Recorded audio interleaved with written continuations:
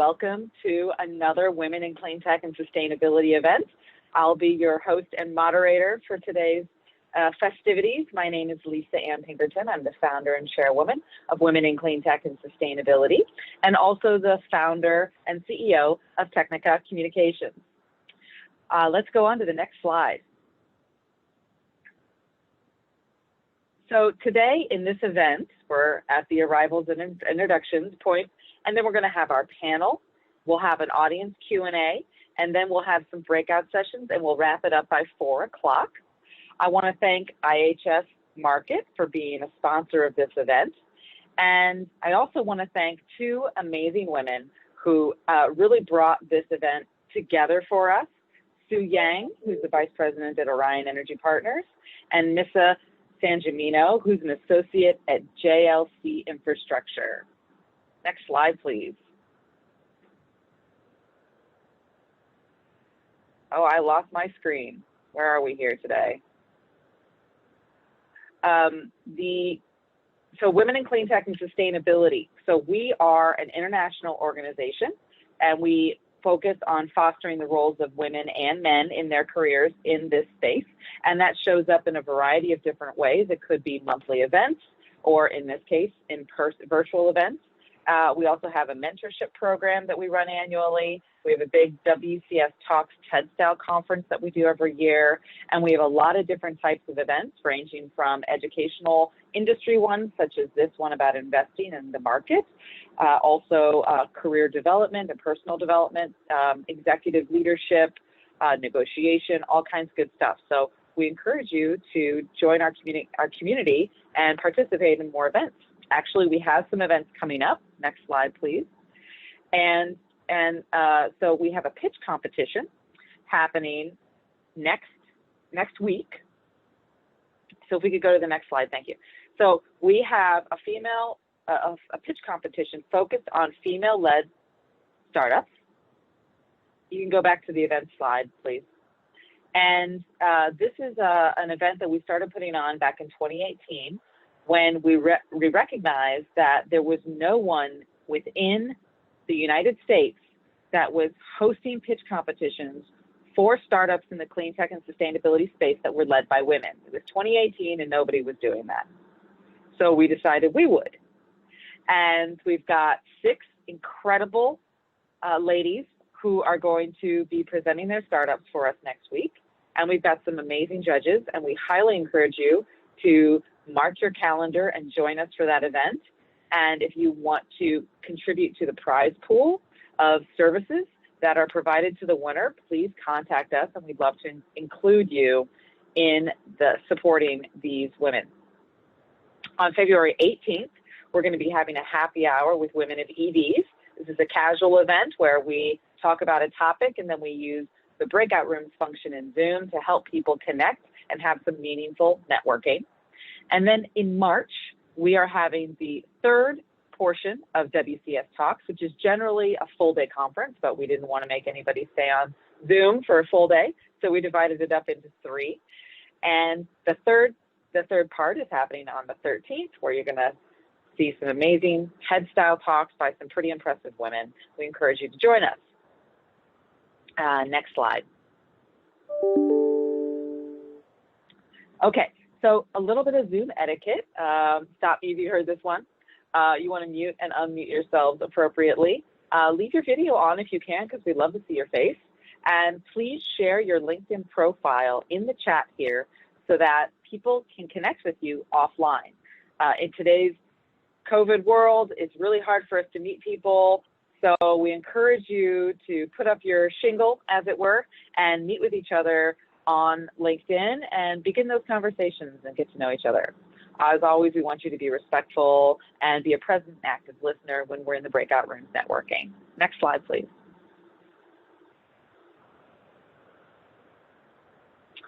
Every year, WCS does a community survey, and we encourage you to take 5 minutes of your time to fill out this survey, and you will get 25% off to a WCS Talks event.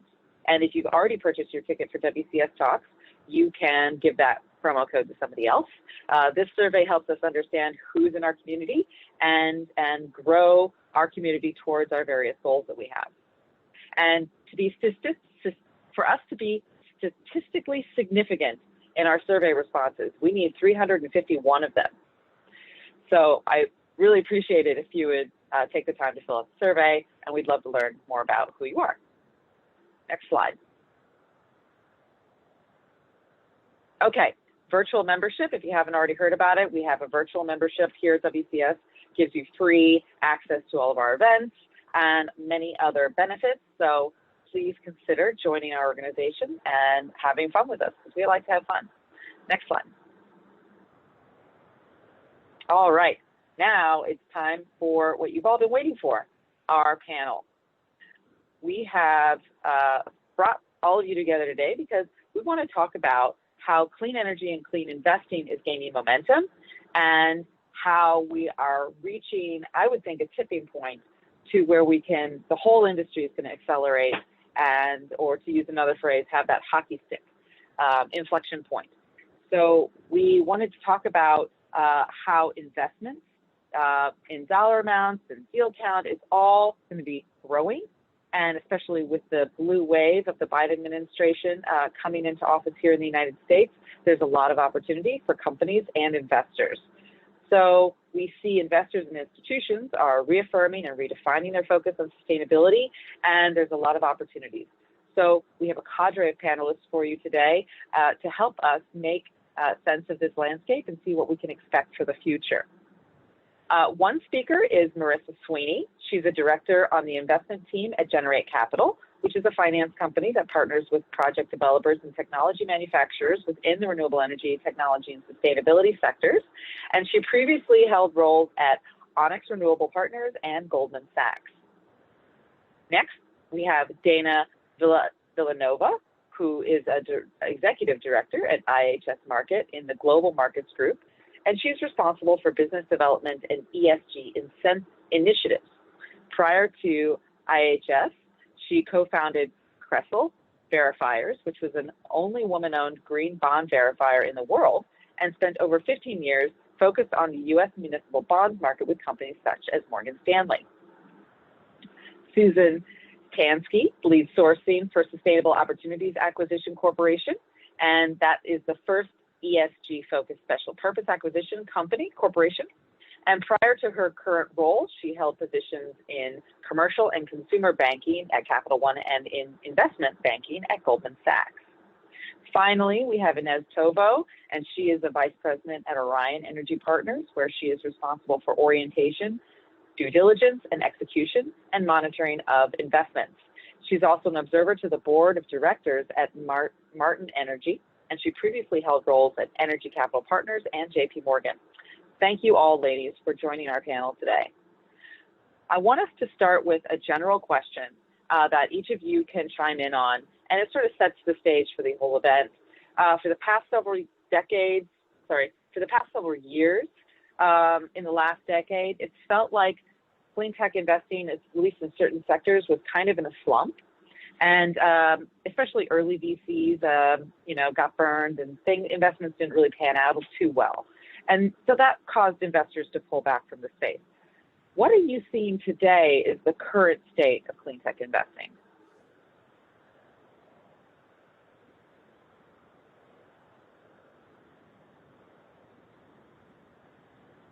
Marissa, would you like to start? Sure, I'm happy to kick it off. Well, I would say in general, I'm someone who started in the industry in about 2015. That was my first role at Onyx Renewable Partners. And it's an exciting time to be in the space. I would say, like, my level of excitement, even with what 2020 has been as a year, has just ratcheted up exponentially. Like, if you look at the venture capital markets, climate tech is all the rage. It's white hot. You can't go on Twitter without running into it. And you're seeing major institutional investors like BlackRock announcing major climate pledges to, frankly, be a part of their investment strategy over the next decades. And I think you're starting to see really like momentum shifts where there maybe wasn't quite that level of buy-in at so many different stakeholder levels. So really, like, these large macro themes definitely Generate Capital excited about all the places that we can play in the space. And I think that there's just this simple fact that in order to finance the energy transition that we'll need to pull off in order to fully decarbonize, there's going to have to be trillions of dollars of investments that will need to go into funding in that.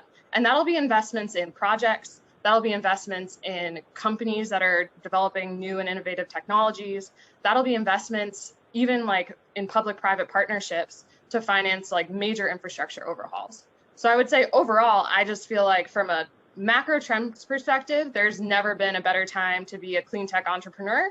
And there's certainly never been a more exciting time to have deal flow and be working in this space. And it's something that just gets me out of bed in the morning, and I'm psyched to talk to you guys about it today. Awesome. Thank you, Marissa. How about you, Susan? What do you think? Where do you see the state of investing today? Sure. So I think, one of the things that you mentioned in your intro, Lisa Ann, I think is a big factor in this is, the change of administration. I think that that's something that, for the first time, I really see capital and government being in alignment on the ESG and sustainability theme. I don't, if that has ever happened before, it certainly hasn't in, recent memory. And I think, there's investor sentiment and just sentiment amongst the general population, pushing on ESG issues. So it's not just climate change, but things like affordable healthcare, access to education, racial justice, gender equality. So I think that there's just like a lot of momentum generally, not just in investing sentiment, but, amongst the general population, and in the political climate as well, that just provide massive tailwinds for the sector right now. Mm-hmm, absolutely. Thank you. How about you, Inez? Yeah, I was going to add. I was going to add. I agree with Susan. I think if there's anything that we've seen in 2020 is that the concept of energy transition has actually been going on for decades, but 2020 has seen a massive acceleration through some of these political tailwinds and also just general tailwinds that support a strong decarbonization of the economy. And from our perspective, we are on the debt investing side. We have been extremely active in looking at projects that support this decarbonization across many sectors, just beyond pure clean tech, but in what we refer to as environmentally innovative sectors. And so, I would echo as well what Marissa said. We are really excited because we're seeing a lot of opportunities in companies ranging from energy efficiency to more sustainable distributed generation to renewable fuels, all things that are just beyond just pure clean tech. Mm-hmm. Thank you. And Dana, what's your perspective? Yeah, hi everyone. I would also agree with Inez that we're expanding beyond. So my background is in public finance, specifically U.S. municipal bonds. So you have such a range of issuers in this space, more than 56,000 issuers, ranging from your tiniest local towns and school districts all the way up to huge sophisticated cities, city of Miami, cities that are facing real environmental challenges coming into the future. And we see a tremendous uptick in green issuance, green bonds, social sustainability, and raising awareness with the issuers that the projects that they're bringing to the market might inherently be green and meet the standards already for the ICMA criteria, and kind of bringing that to their attention that their projects are not just doing good things, but they're attracting new investors to their deals. And also we're starting to see pricing differential. So where a plain vanilla general obligation bond, we used to not really be able to prove a big pricing differential if they were going to go green, so to speak. We do now have several examples, and issuers are receiving better pricing when they bring green deals to the market.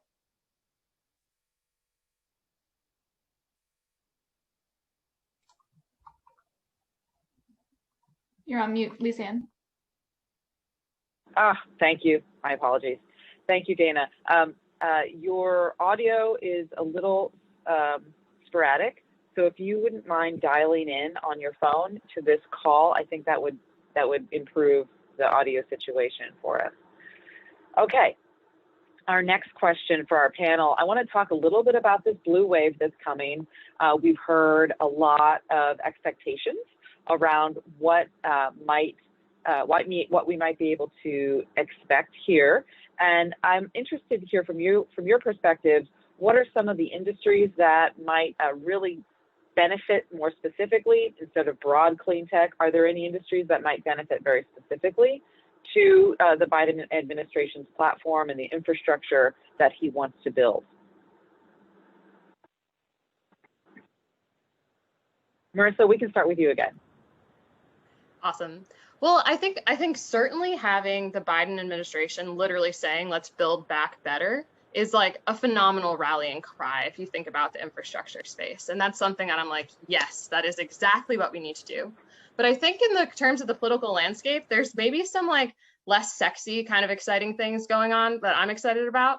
I mean, you have the sheer fact that a lot of the initiatives that support green development are frankly bipartisan initiatives. There's things like energy efficiency, there's decarbonization in the industrial sector, there's areas of the industry that I think maybe get less attention because they're not like the new exciting thing, but for a large amount of time, like the Republican majority leaders weren't necessarily allowing certain bills to come to the floor that probably would get passed because they have bipartisan support. So for me, it's the excitement around, one, we have a super strong administration that have said really like in no uncertain terms that climate is a priority, climate is something we care about. It's something that's tied to the economy. It's something that it's tied to what we need to do in order to maintain our position on the global field as a leader. And then we also have a legislative body that's actually supportive to really do the hard work and the changes that are needed to really allow for a transition that needs to occur at so many levels of government, so many levels of technology and different sectors. And that's really like when all of that together is what gets me excited and really gets me kind of like being a bit of a political junkie now, just kind of tracking like, oh, am I going to be dialing into C-SPAN, listening to energy committee hearings? Possibly. I mean, that's kind of how you have to track markets to see what's going to be around the corner in the next 1 to 2 years. So that's kind of my quick take on it. But I will say I am not a political analyst. I'm simply an investor, but that's what has me particularly excited. Yes, thank you. And we've made it this far without a real a national energy policy here in the U.S. So to actually have some focus there, it's going to be exciting to watch. That's awesome. Inez, how would you view what we can expect here? Yeah, definitely. Again, massive disclaimer, not a political analyst here, but so the Biden plan includes, I think it's a 50% reduction in building emissions, includes incentives to invest in electric infrastructure, rail electrification, support green hydrogen access. And so obviously these are all EV charging infrastructure is the first one that really comes to mind, that I think we're going to see a real acceleration in an adoption in 2020 of everything related to EV infrastructure, coming from car manufacturers to fuel stations. So I think in the next 4 years, we're going to see a big push around that. But I think separately from actions needing actually legislative action, there are certain things that even Biden said he's going to do that that are aimed at increasing transparency around some of these important ESG considerations around carbon emissions for corporations. So I think one of the things that Biden had indicated they would do is having public companies have to publish what their climate impact or climate risk is and what their emissions are. And so I think overall it's just gonna, the end result is gonna be the, further acceleration of this kind of decarbonization story that we're talking about. Absolutely. And Dana, how about from your perspective? What do you see happening here? Sure. Is my audio a little bit better this time? Okay, yes, great. It is. Good. Great. Yeah, so again, the municipal bond space is the perfect platform for this to see the real effects. So again, the Build Back Better plan is aimed at to provide aid to state and local governments to support sustainable infrastructure and clean energy. So through local municipalities, we should see some real changes and real developments in that space. So one thing that comes to mind is probably a good 10 years ago now, there were bonds issued in the municipal space called Build America bonds. And this was through the Obama administration. And what they were aimed to do is provide tax credits and subsidies both to the issuer and to the investor. So you're really aligning motives with both ends of the deal. And, it's not just, oh, we want to invest our money in good things, but really putting money and incentive behind that. So if you're an issuer and you can borrow at a lower cost because of a subsidy or tax credit, and then if you're an investor, where's your reward, rather than investing in something not green or not impactful, you should receive a reward as well. So hopefully the administration will start to develop similar plans such as that, and we'll see what's to come.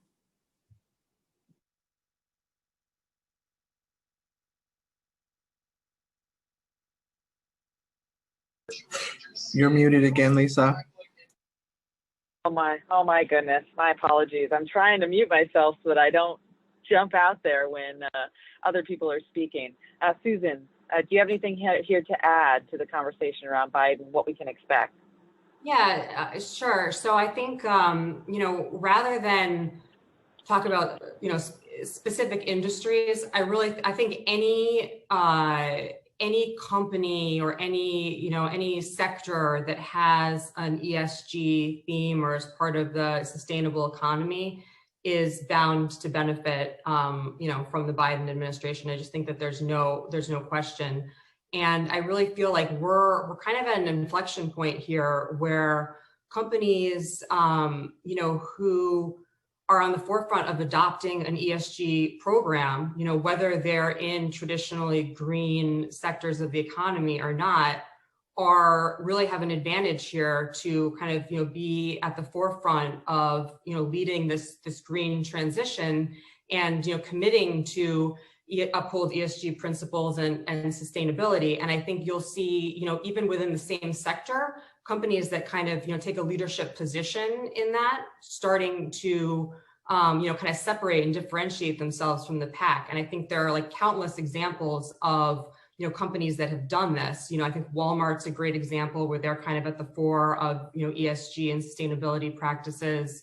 A number of companies that you wouldn't really expect to be in the MSCI Sustainability Index, like BASF, Caterpillar, Honda. These are companies that have, committed to ESG early on, and they're really going to set the course for, for everyone else.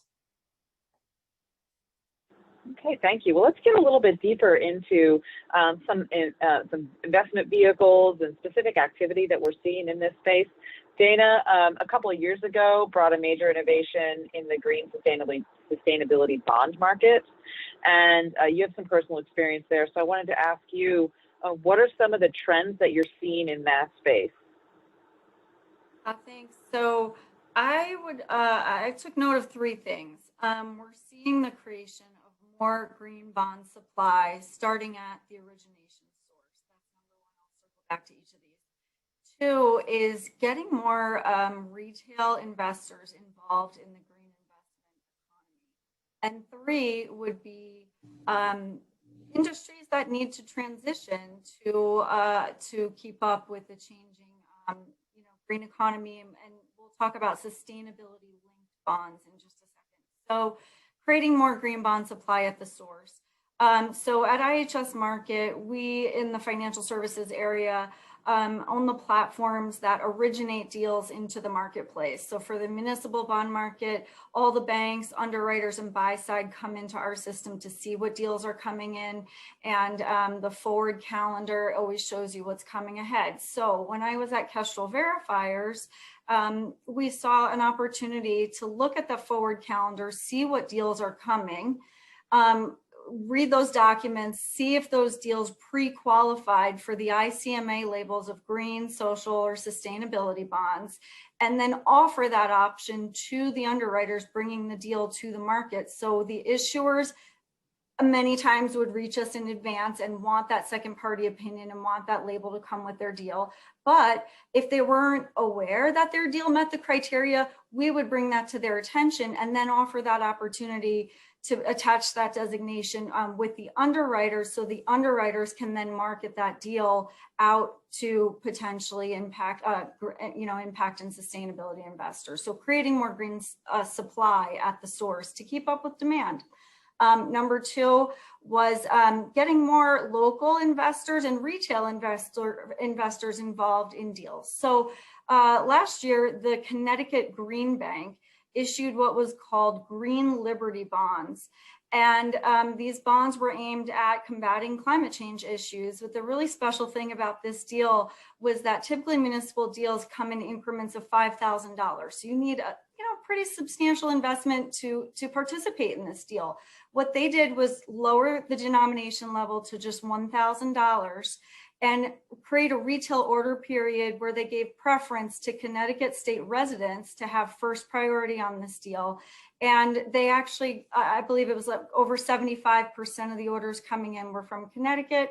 And that, was able to appeal to an audience of local investors who want to see, good things being done in their local community.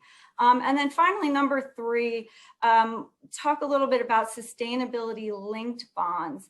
And these are bonds where the issuer would have to essentially pay more of a coupon payment to their investors, pay more yield if they don't reach their intended KPIs, key performance indicators.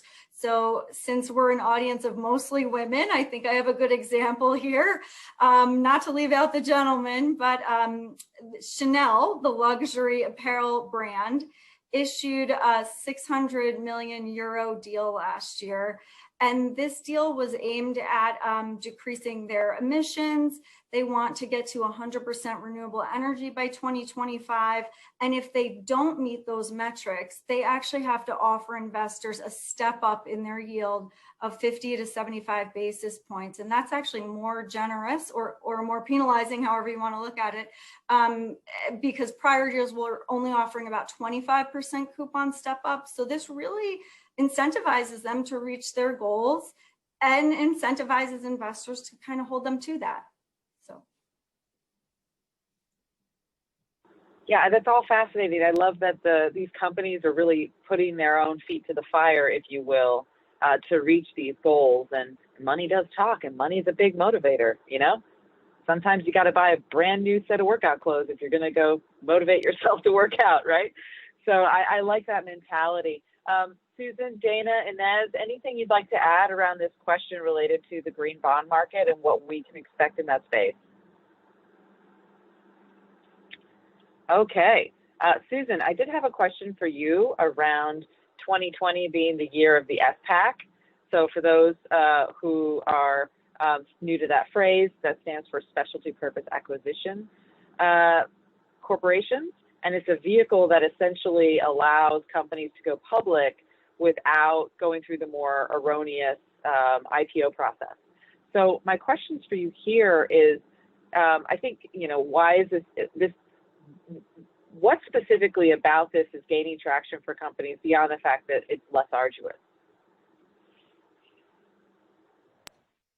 Sure. I mean, I think I would argue that the fact that it's less arduous is actually one of the big reasons why it's gaining traction for companies. I think so fast forward or rewind, I guess, to a year ago, when we were thinking of raising the SPAC, the SPAC market was just like totally different then, right? And just the massive amount of change that we've seen in the past year has been phenomenal. And I think it's really kind of changed the nature of the SPAC game. I think there are kind of a few factors, that have contributed to that. I think one is just really the proliferation of SPACs. So there are so many out there. And I think also the fact that there have been some really high profile so-called SPAC celebrities that we've seen, like Michael Klein, Chamath Palihapitiya, that have really, they've kind of built SPAC franchises, done multiple, successful transactions, and have kind of been out there like talking about the product and its many merits. And then I think you've seen really high profile SPAC deals come to market and be really successfully received. So, DraftKings, Nikola, Virgin Galactic. And I think that's given it's really fueled the SPAC market, and it's given a lot of credibility, but also, media coverage, and most of it positive, to the SPAC process. And I think, it's a less arduous process than a typical IPO process. You have more certainty in execution. I mean, IPOs kind of are very much subject to the vagaries of the market, and you have less of that in SPAC deals. So, I think that's really led to them becoming, really serious options for companies to go public. And I think we will expect to see many more deals and many more successful deals, in the coming months and years.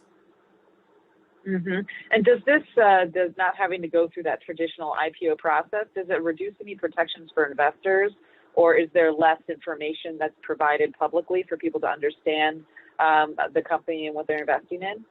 No, if anything, I actually think there's much more information given to investors through the SPAC process, because because during an IPO process, you typically have a quiet period. You aren't sharing financial projections with investors. These are all, functions that or attributes that the SPAC vehicle doesn't have. So you can share a financial model with your investors. You get kind of a 3-month marketing period to talk to investors and kind of sell the deal, whereas an IPO process, you get 2 weeks, and it's really short investor meetings. So I think investors should, if anything, feel a lot more confident in the SPAC deal. And you have the SPAC sponsor teams who are kind of putting their name and reputation behind the deal that they bring to market, as well as these deals are typically anchored by PIPE investors that do the same thing. Okay, thank you. We've got 2 more questions, and we're going to open it up to the audience, and we are running a little late. So if people can stick around an extra 5 minutes, I think that'll be helpful. Inez, Orion is known as a credit partner who can provide creative solutions. And was there anything this year that you worked on that you found particularly exciting or innovative, or something that we can leverage going forward into the new year? Yes, definitely. So, 2020, we had a busy year working on a lot of companies that are on the kind of innovative or environmentally innovative side. And personally, I had spent the last 2 years at Orion working on an interesting company focused on renewable fuels. And essentially, and we ended up actually funding a transaction back in May to fund really the acquisition of an existing petroleum refinery that's idled, and reconverting this petroleum refinery so that instead of taking petroleum, it can take other more sustainable feedstock, such as crops and fats and greases, and use that to essentially produce renewable diesel that would be used in the transportation market. Specifically, in this case, it was in California. And so we had spent a lot of time in this space. There's obviously a strong clean angle around renewable diesel, which results in, I think it's something like up to 80% emission reduction compared to petroleum diesel. But more specific to this deal and kind of more long-term view around this kind of process or technology, what really got us excited about this subsector, and specifically about this deal we closed, it's a company, Global Clean Energy, it's called, is that the long-term plan for this business is actually to integrate their proprietary camelina crop. It's essentially a crop that they have proprietary access to that really solves this question or this debate around food versus fuel that exists today. And camelina, we don't need to get into the details, but it's a renewable source. It doesn't compete with food, and it has a much better carbon footprint when you compare to other sources of feedstock. So that's an exciting sector we are obviously very involved in and have spent a bunch of time, and we're excited that we were able to kind of capitalize on this through the transaction we did back in May. Okay, fantastic. Thank you. And I hate to keep moving, but we are sort of on a schedule, and I know people have other things on their calendars, so I apologize if we're moving fast through this. Everybody's welcome to reach out to these speakers if you have additional questions later on that aren't covered in this meeting. Marissa, I think investors are becoming more comfortable with risks in this space, and the cost of capital continues to go down for things like utility scale, C&I solar projects, and those kinds of things. So I'm curious to know what you see the role of private equity, venture capital, and other types of funds such as this investing in this space. What do you think is going to change in the near future? Sure. Lisa, I would say, honestly, the way I think about Generate's role, we very much think of ourselves as the capital provider that's providing a bridge to bankability, really bridging the gap between the developers who have projects that are kind of on the edge of being bankable by traditional, if you think about project finance provided by like large banks and institutions, and parties like Generate Capital are able to take certain risks and have certain views on a longer term basis and work with those developers to kind of get those projects into more of a project finance type lens. And we see this across numerous sectors. We were one of the first firms to actually finance a fully residential community solar portfolio in Minnesota. And I think we did that in 2017. Now that's something we do all day. It's a huge part of our strategy, and it's a highly competitive space. And the way I kind of think about it is like, if we're doing our job and staying smart on the market and tracking the trends, we're kind of like aggressively going to have to keep maintaining our market position because cost of capital is going to come down. And we'll have to come up with strategic partners and continue to provide a more than money benefit to the partners that we work with. But again, similar to the comments that we started with, there's going to be so much happening.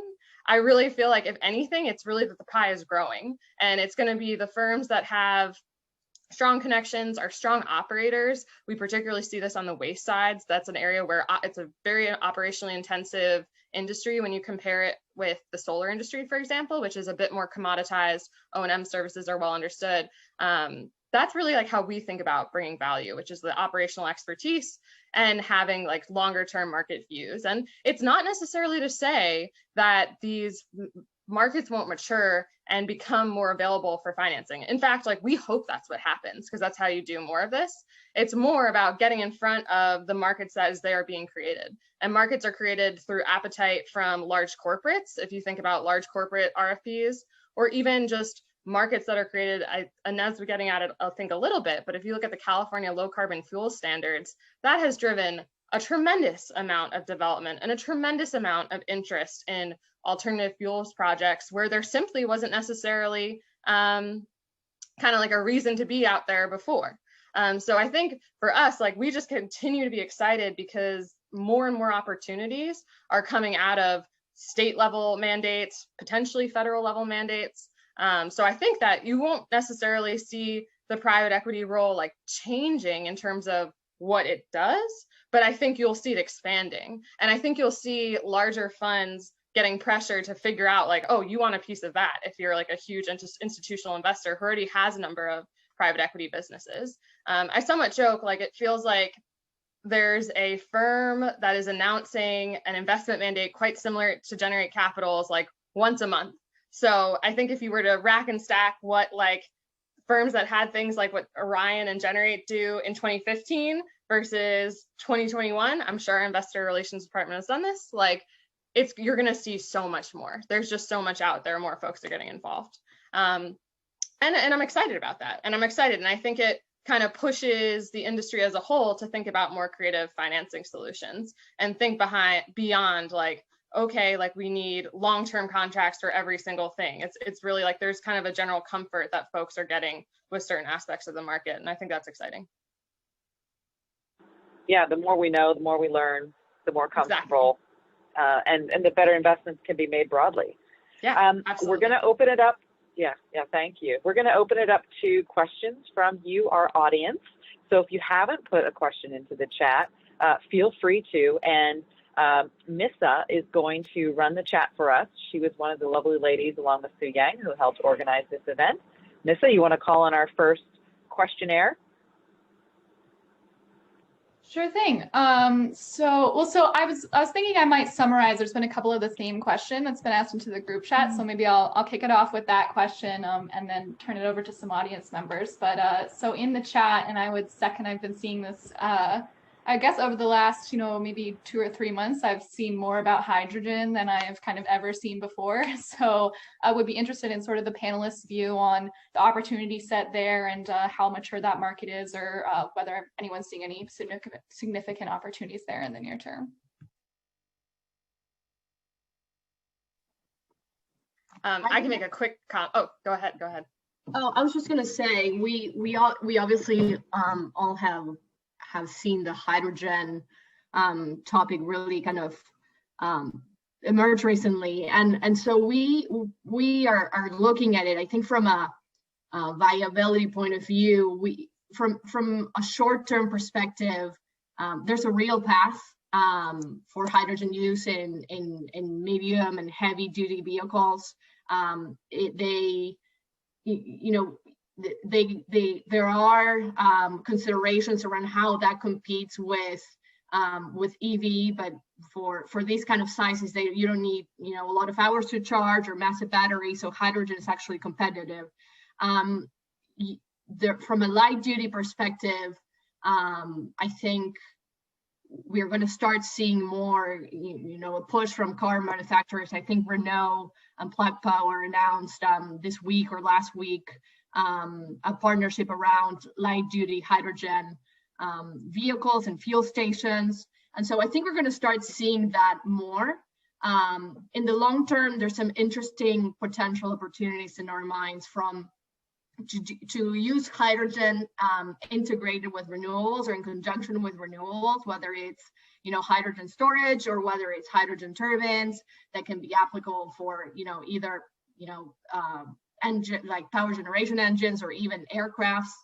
But at least personally, the reality is that there are some real hurdles to get there today, kind of from a longer term point of view, around if you're going to be using hydrogen for heating engines or heating systems or industrial equipment, you do need to replace all of the existing natural gas infrastructure that exists, and that takes time.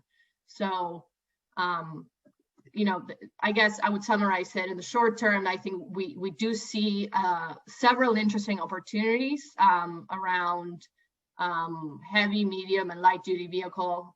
And in the long term, I think there's a broader story, but that for hydrogen, a broader role, but it's going to take a lot of time to get there.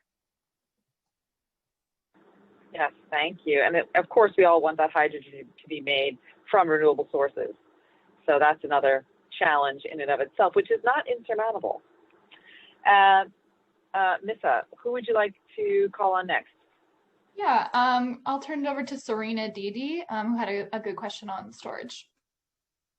Thanks everyone for your time. Yeah, I'd just love to hear about your thoughts more broadly about how you think about energy storage investments. Earlier investors, banks, lenders were really scared of storage and they were shying away from it. Now they're excited. It seems like lenders are willing to provide some sort of debt financing, which is very, exciting for that space.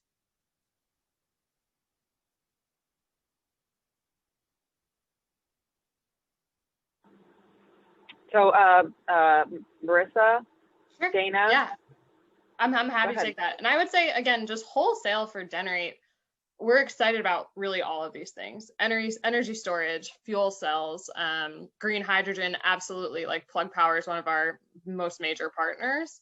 And I mean, this is kind of a simple question, Serena, and not meant to be a cop-out, but yeah, absolutely. Like this is going to be a huge part of the story. And it's an area that we've made like pretty early investments in.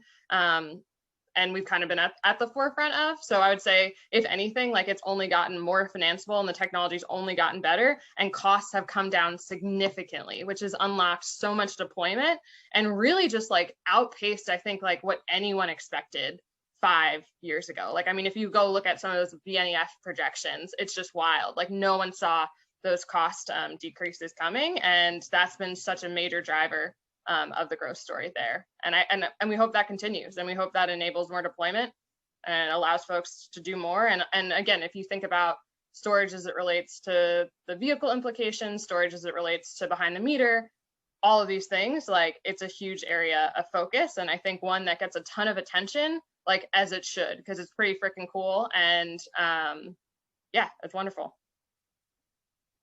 Awesome. Next, I'll turn it to Nazar Masu, and please correct me if I'm pronouncing your name wrong, but had a great question on government support for the transition. Yes, good afternoon, good evening, everybody. I hope you can hear me okay. And it's Nazar.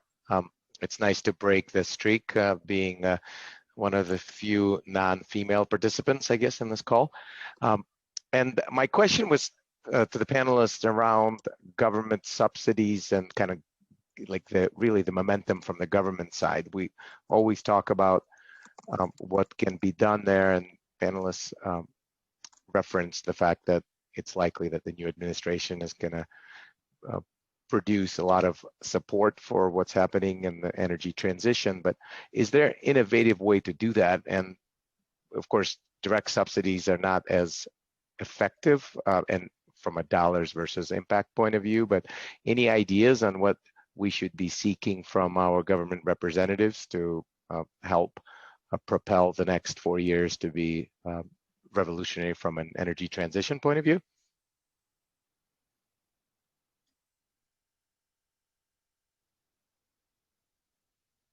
Thank you for that question. Dana, do you have any thoughts there? Yeah, I'll jump in. I mean, it really is hard to know at this stage what laws or rules will be implemented. We have really high hopes that this administration will come up with solutions similar, again, to the Build America Bonds program for state and local municipalities. We're just not 100% sure yet what exactly will come and what the terms of those agreements will be. I think with better data coming into the market, though, and as green, social, and sustainability and climate bonds become more mainstream, and we start to get that post-sale data, we do start to see pricing differential. And I think, issuers actually seeing the dollars in savings will propel other issuers to follow suit. So if their deals are on the verge of being a green deal, perhaps here in the US market, instead of self-labeling, and we see deals that don't follow international guidelines necessarily, as more deals do utilize second-party opinions and follow ICMA and then result in actual cost savings, we hope that we'll continue to see that trend. Thank you. Any of our other panelists want to chime in there?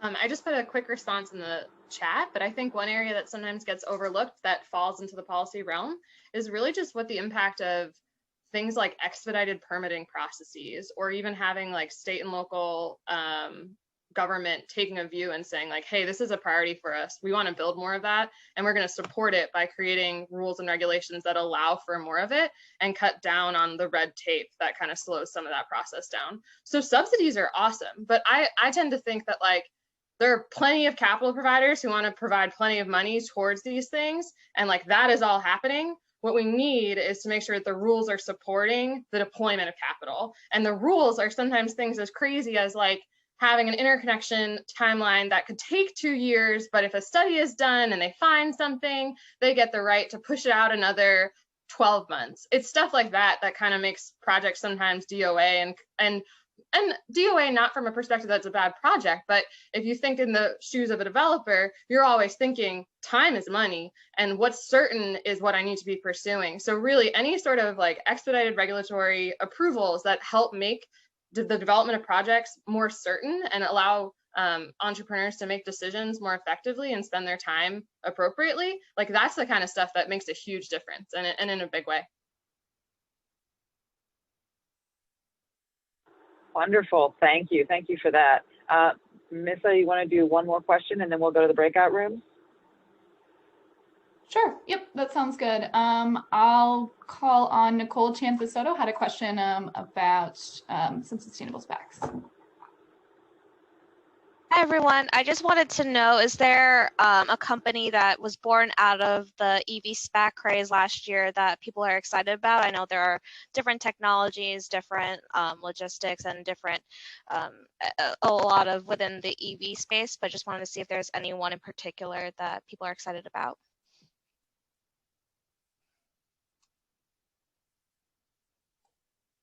I can start. You know, I am, rather than just picking one, I think we've seen a lot that I think are really exciting. I think the trend of, you know, EV, really, it's not just, it's everything that supports EVs, right? Like we've seen EV OEMs come to market through SPACs. We've seen, you know, on the battery side, on charging infrastructure, autonomous driving. So it's really like EV and a ton of, you know, support functions and industries, you know, within kind of the EV landscape. And I think there are more to come. And I think that it's like a really, it's just a testament to the massive growth that, you know, we're seeing in electric vehicles, and also the huge addressable market, and the fact that, you know, there's relatively, you know, the most of the market is still up for grabs, right? Like it's a relatively underdeveloped, underpenetrated market at this point.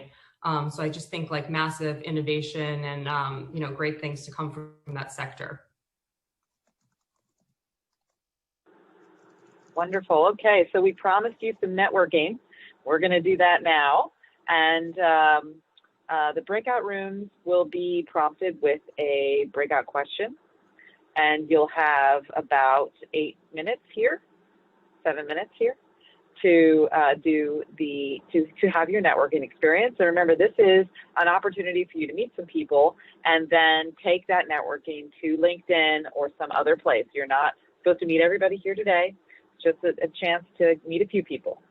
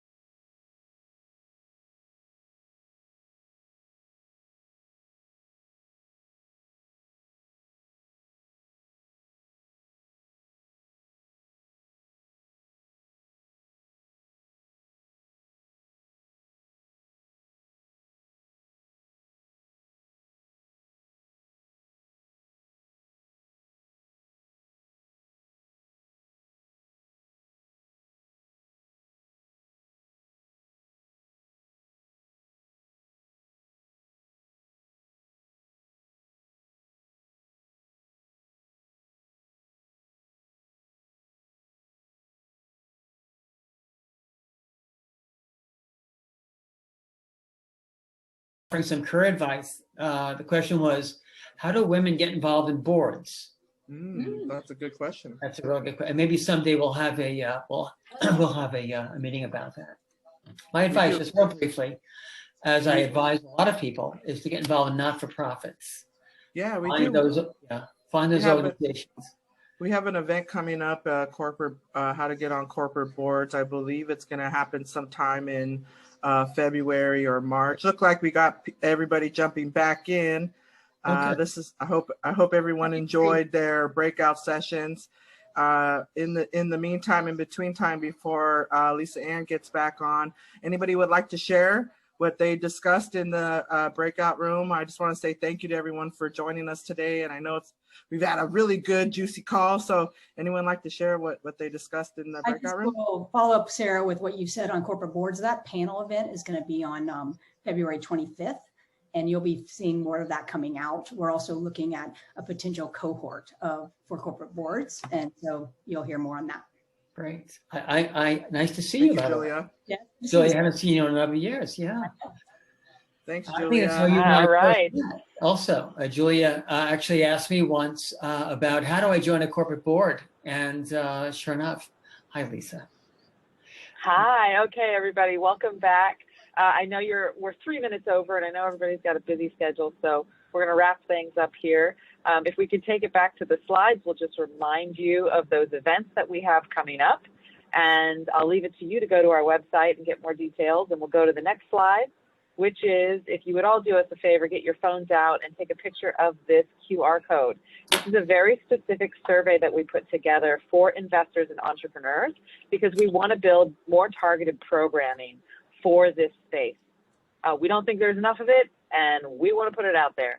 So we would love to hear from you as to what you think is most important for us to focus on. So if you wouldn't mind please taking this survey, we would greatly appreciate it so that we can make sure we're aligning our programming with the needs of the industry.